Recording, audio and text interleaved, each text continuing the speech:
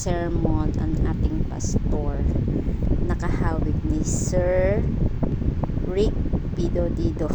Shout out Sir Rick Pidodido. Yan na yung sinasabi ko sa yung kamo na napunta sa Singapore. Ang kalukalike mo. Shout out sa iyo. So, i-start na po siya. We want to pray for you. Ayan, punta po tayo dito sa harapan. Para naman po maipanalangin po namin kayo. Praise God. No? Sige po.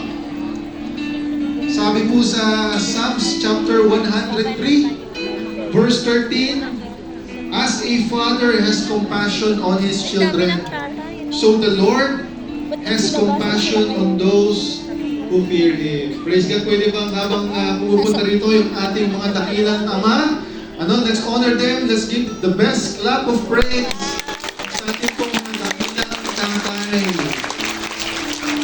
Ayan. No?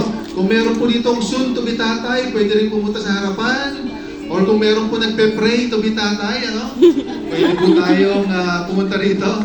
Praise God. Sige po mga kapatid, atin po silang ipanalangin. Sige po, magdikit-dikit pa po tayo. Praise the Lord. And pwede ba na ito unahin ang ating mga kamay sa ating pong mga in verse 9. But the Lord God called the man. Ano po? Man, we are the head of the family. No? Malaki yung responsibility na ibinigay sa atin ng ating Panginoon Diyos. And I believe, from the past, even Adam has a very big responsibility. Ang unang-unang tinawag po ng ating Panginoong Diyos, unang-unang hinanap niya, the man. He called the man. Sino po yung kumain ng una? Si Eva. But He called the man because He entrusted the man to be responsible. Amen? Ang tanong po is this, where are you? Ayan, where are you? Ito po tanong sa ating lahat. Where are we now spiritually? Ano po? Where are we now emotionally, mentally? At ang importanteng tanong po is, are you in the path, on the path to victory? Or are you on the pagiging isang ama? Hindi po natin ito aatrasan dahil ang ating mga anak ang nagbibigay ng kahulugan at halaga sa ating buhay.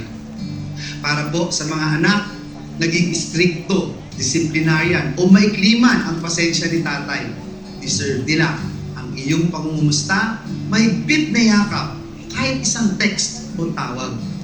Sa aking idol at mahal na daddy na si Brother Eddie, maraming salamat po dahil naging mabuti rin akong tatay sa aking mga anak na sina Jaden at Quinn.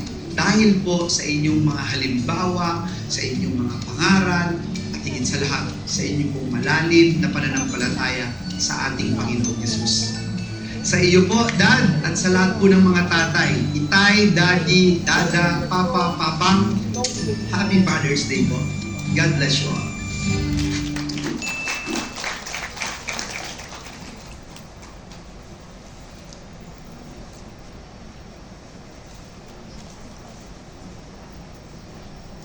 Praise be the name of the Lord. On behalf of Jesus'